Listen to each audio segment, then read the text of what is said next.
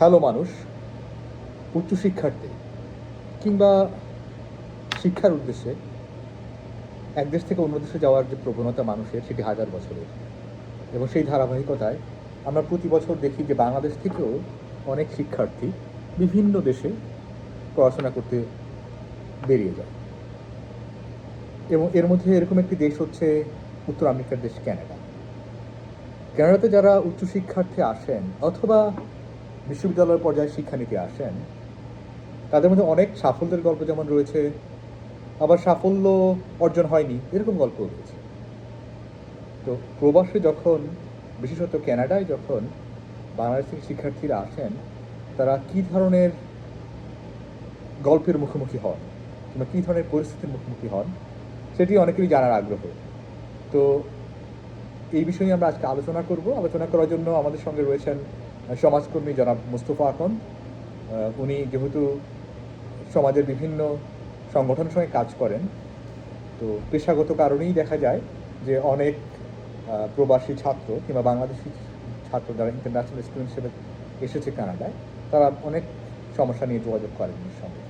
তো একদম first hand experience থেকে আমরা মুস্তফার কাছে শুনতে চাইব যে কী ধরনের গল্প সাধারণত ইন্টারন্যাশনাল স্টুডেন্টরা কিংবা বাংলাদেশি ইন্টারন্যাশনাল স্টুডেন্টরা কানাডায় মুস্তফা ভাইয়ের কাছে শেয়ার করেন কিংবা সমস্যার মুখোমুখি হয়।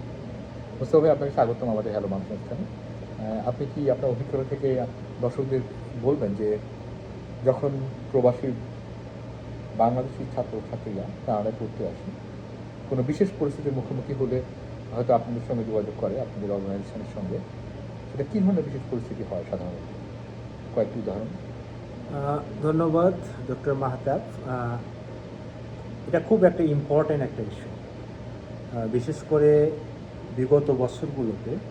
এখন যদিও একটু কম, কিন্তু বিগত বছরগুলোতে যে বাংলাদেশি স্টুডেন্টরা কানাডাতে আসে ইন্টারন্যাশনাল স্টুডেন্ট হিসাবে এখানে পড়াশোনা করার জন্য, তারা, আমি বেশিরভাগই দেখেছি যে এরা সাধারণত আগে যেরকম আসতো যে ডিপ্লোমা করার জন্য অথবা আন্ডার গ্র্যাজুয়েশন ওই কোর্সে আসতো, এবং বেশিরভাগ তারা এই যে 4 বছরের যে একটা জার্নি, এটাতে তারা যখন এখানে এসে করতো, তখন তারা দেখতো যে আসলে এই 4 বছরের এই দৌড় শেষ করা কঠিন। হ্যাঁ, তখন অনেক সময় দেখা যেত যে যারা ট্রান্সফার করে, মানে প্রোগ্রামটাকে ট্রান্সফার করে তারা ডিপ্লোমা প্রোগ্রামে চলে যেত, 1 বছর অথবা 2 বছরের ডিপ্লোমা প্রোগ্রাম। এখন ইনিশিয়ালি এই ইন্টারন্যাশনাল স্টুডেন্ট যারা বাংলাদেশ থেকে আসে কানাডাতে, বিশেষ করে টরন্টোতে বা অন্যান্য সিটিতে যারা আসে, তারা নর্মালি পড়াশোনার জন্য আসলে বিজনেস রিলেটেড প্রোগ্রাম বেশিরভাগ, আমি বলছি না যে অন্য প্রোগ্রামে আসে, তো বিজনেস রিলেটেড প্রোগ্রামে বোধহয় ভিসাটা হয়তো সহজে পাওয়া যায়, সেই জন্য আসি। যেমন ইন্টারন্যাশনাল বিজনেস, আমি অনেক স্টুডেন্টের কাছ থেকে শুনেছি যে কী পড়ো, বলে আমি ইন্টারন্যাশনাল বিজনেস পড়ি। তো ইন্টারন্যাশনাল বিজনেস পড়ে আসলে এখানে জব পাওয়ার হারটা খুব টাফ, কারণ এখানে যারা এখানকার যারা বর্ন বটা তাদের সাথে কম্পিট করে এখানে আসলে ফাইন্যান্সিয়াল সেক্টরে জব পাওয়াটা একটু টাফ। তো তার মানে কি, এখানে ওনারা যে উদ্দেশ্যে আসে, এখানে একটা উদ্দেশ্য থাকে যে এখানে পড়াশোনা শেষ করবে, তারপরে এখান থেকে পোস্ট গ্র্যাজুয়েট ওয়ার্ক পারমিট পাবে, মানে একটা ডিগ্রি অথবা ডিপ্লোমা কমপ্লিট করার পরে leading towards permanent residency. Exactly, তখন 1 বছর অথবা 2 বছরের জন্য ওয়ার্ক পারমিট পায়। সেই পারমিট পাওয়ার পরে ওয়ার্ক এক্সপিরিয়েন্স হয়, সেটা দিয়ে তারা পার্মানেন্ট রেসিডেন্সিপের জন্য অ্যাপ্লাই করে। এটাই তো মোটামুটি একটা পাথওয়ে, সাধারণ পাথওয়ে। হ্যাঁ, এটাই পাথওয়ে, জেনারেল পাথওয়ে। তো এখন যেটা হয় সেটা হলো যে, মানে এখন তো সব চেঞ্জ হয়ে গেছে। এখন তো ধরেন মানে আন্ডার গ্র্যাজুয়েট 4 বছরের কোর্স করা ছাড়া অথবা মাস্টার্স অথবা পিএইচডি করা ছাড়া জানুয়ারি থেকে এখন তো নিয়ম চেঞ্জ হয়ে গেছে, বদলে গেছে। তো এখন এর আগে যারা আসছে, তো তারা অনেকেই এখন খুব প্রবলেমের মধ্যে আছে। তাদের আসলে এই যে পার্মানেন্ট রেসিডেন্সিপের যে পাথ হয়, এটা নিয়ে তারা প্রচুর স্ট্রাগল করতেছে। অনেকে এগুলো বাদশাদ দিয়ে কী করতেছে, রেফিউজি ক্লেম করে ফেলতেছে। আচ্ছা, এটা তো একটা পর্যায়ে। আর আমি যেটা বলি যে আসার পরে যে সমস্ত চ্যালেঞ্জের সম্মুখীন হয়, সেটা হচ্ছে যে প্রথমে ধরেন 1 সেমিস্টারে টাকা পয়সা নিয়ে আসে বেশিরভাগ, তো 1 সেমিস্টার তো খুব দ্রুত ফুরায় যায়। এরপরে পরের সেমিস্টারে কিভাবে পে করবে, টিউশন ফিটা দিবে, এইটা নিয়ে তারা সিরিয়াস মানে এক ধরনের চ্যালেঞ্জের মধ্যে পড়ে। এখন বাবা মা হয়তো অনেকে বলে যে ঠিক আছে কানাডাতে যাও, এক সেমিস্টার দিয়ে তুমি ভর্তি হইছো, এরপরে ওখানে গিয়ে কাজ করবা, টাকা ইনকাম করবা, এরপরে পরের সেমিস্টারে টাকা পয়সা দিবে। কিন্তু বাস্তবতা ভাই সিরিয়াসলি এটা অপোজিট। কারণ আপনি এখানে 20 ঘন্টা করে কাজ করতে পারবেন। এখন 20 ঘন্টা করে যদি আপনি কাজ করেন প্রতি সপ্তাহে, আপনি তো মিনিমাম স্যালারিতে কাজ করবেন। তো সেইটা সেই 20 ঘন্টা কাজ করে আপনি টিউশন ফি কী দেবেন? আপনি তো যে বাসায় থাকবেন সেই বাসা ভাড়াই তো জোগাড় করা কঠিন, এবং আপনার খাওয়ার যে একটা খরচ আছে সেটা জোগাড় করা কঠিন, আপনার ইন্টারনেট বিল আছে, তারপরে আপনার ট্রান্সপোর্টেশনের কস্ট আছে। তাহলে এইসব পরিস্থিতিতে ছাত্ররা নিজেদেরকে সুবিধাজনক অবস্থায় নেওয়ার জন্য 4 বছরের প্রোগ্রামকে কমিয়ে 2 বছর কিংবা 1 বছরের প্রোগ্রামে নিয়ে আসার চেষ্টা করে প্রথমে। করেছে, আমি যেটা দেখেছি এখন। এবং সেইটা করতে গিয়ে তাহলে অনেক সময় দেখা যায় যে আপনি তো এক সেমিস্টারের টাকা অলরেডি দিয়ে ফেলছেন, অনেক সময় সেই টাকাটাও মার যায়। আচ্ছা, আবার নতুন করে আর একটা প্রোগ্রামে ভর্তি হতে গেলে নতুন করে আবার টাকা দিতে হয়, ঠিক আছে? তো এটা অনেক প্রবলেমের মধ্যে পড়ে। আর যে সমস্ত বাচ্চারা বা যে সমস্ত স্টুডেন্টরা এখানে আসে তারা বাংলাদেশি কালচার অনুযায়ী তারা ধরেন সেলফ ইন্ডিপেন্ডেন্ট না। আচ্ছা, মানে নিজে যে লাইফ লিড করা ইন্ডিপেন্ডেন্টলি, নিজে রান্না করে খেতে হয়, জামা কাপড় পরিষ্কার করতে হয়, তারপরে হচ্ছে যে নিজের বিছানা নিজে গোছাইতে হয়, এই যে সেলফ ম্যানেজ করার যে ক্যাপাসিটি বা স্কিল, এটা বেশিরভাগ স্টুডেন্টের ভিতরে ডেভেলপ করে। তো তারা এখানে এসে সিরিয়াসলি প্রবলেমের মধ্যে পড়ে যায়। তারা খায় না, হ্যাঁ তারা বাইরে থেকে কিনে খায়, বাইরে থেকে কিনে খেতে গেলে কিন্তু টাকা পয়সা লাগে। সেই এনাফ টাকা পয়সা প্রথম দিকে হয়তো থাকে, কিন্তু পরে কিন্তু আর থাকে। তো তারপরে হলো যে বাবা মা ছেড়ে এখানে আসে, একা একা থাকতে হয়, মানসিকভাবে অনেকে ইয়ার মধ্যে পড়ে যায়। তারপরে তাদের মেন্টাল হেলথ সিরিয়াসলি ডেটোরিয়েট করে। হ্যাঁ, তো এগুলো এই চ্যালেঞ্জগুলো মোকাবেলা করে একটা স্টুডেন্টকে, বাংলাদেশের একটা স্টুডেন্টকে এই নর্থ আমেরিকার মতো ফার্স্ট সোসাইটিতে যে টিকে থাকে। তারপরে আর একটা জিনিস আছে সিরিয়াসলি, সেটা হলো কোর্স লোড। এই পড়াশোনার যে চাপ, এটা বাংলাদেশ থেকে এখান থেকে ডিফারেন্ট।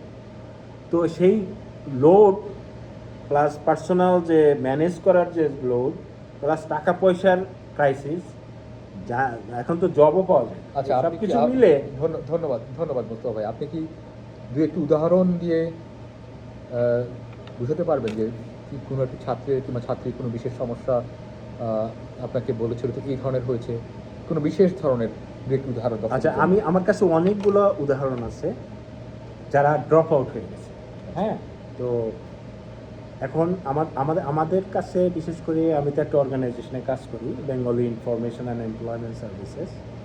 তো অনেকে ফোন করে প্রথমে আগে জবের কথা বলে যে আমি তো আসলে আসছি, আমার 2 সেমিস্টার শেষ হয়ে গেছে, কিন্তু আমি তো এখনও কোনো জব পাই। হ্যাঁ, তো আমাকে একটা জবের ব্যবস্থা করে দিতে পারি। তো এখন জবের ব্যবস্থা তো আর আমরা করে দিতে পারি না, আমরা যেটা করতে পারি যে আমরা কিছু টুলস টেকনিক বলে দিতে পারি। তো এখন টেকনিক বলে দিতে গিয়ে এগুলোতে তারা স্যাটিসফাইড হয় না। তাদের তো দরকার আসলে জব। হ্যাঁ, এখন আমাদের কাছে তো জব থাকে না। তো এখন আমাদের কাছে যে সমস্ত জব থাকে আমরা যেখানে পাঠাইতে পারি, সেটা হয় কি যে ফুল টাইম জব। তো ফুল টাইম জব তো তারা করতে পারে না, তাদের তো আসলে 20 আওয়ার্স বা 24 আওয়ার্স। তো একটা কেসের কথা বলি, সেটা হলো যে এই ছেলেটা আসছে হচ্ছে আপনার মন্ট্রিয়ালে আসছিল পড়াশোনা করতে, সে আবার টরন্টোতে চলে আসছে। তো সে আসছিল মাস্টার্স করার জন্য আসছিল। এখন তার বয়স হয়ে গেছে 35, আজ থেকে সে 10 ইয়ার্স এগো সে আসছে। এখন এই ছেলেটার কেস যেটা আমি বলি সেটা হলো যে বাংলাদেশ থেকে তার বাবা আমাকে ফোন দিয়ে আমার সাথে ফেসবুকে একটি সম্পর্ক, তো ফোন দিয়ে তার ছেলের এই প্রবলেমের কথা বলছেন। তো আমি বললাম যে সে আসছে 10 বছর আগে, সে মাস্টার ডিগ্রি পাশ করে ফেলছে, কিন্তু তারপরেও সে এখন অনেকটা হোমলেসের মতো।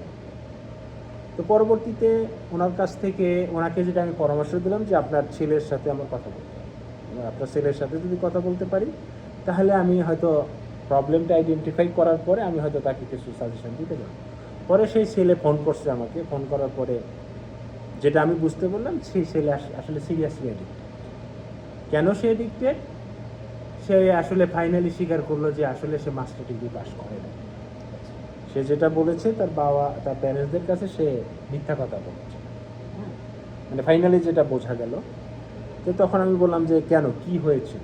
তো তখন উনি এই স্ট্রাগলগুলোর কথা বললো যে আমার বাবা মা তো আসলে, আমি তো আসছি যে মানে নিজে ফাইন্যান্স করব, সেই ফাইন্যান্সে তো বাংলাদেশ থেকে তো সে দিতে পারে না। ইভেন আমি এখানে যে কাজ করব, আমি এখানে কাজও ঠিক মতো পাই না। আমি আসছি কুইবেকে, যেখানে আসলে কাজ করতে গেলে আমার জানা দরকার হলো ফ্রেঞ্চ, আমি ফ্রেঞ্চ জানতাম না।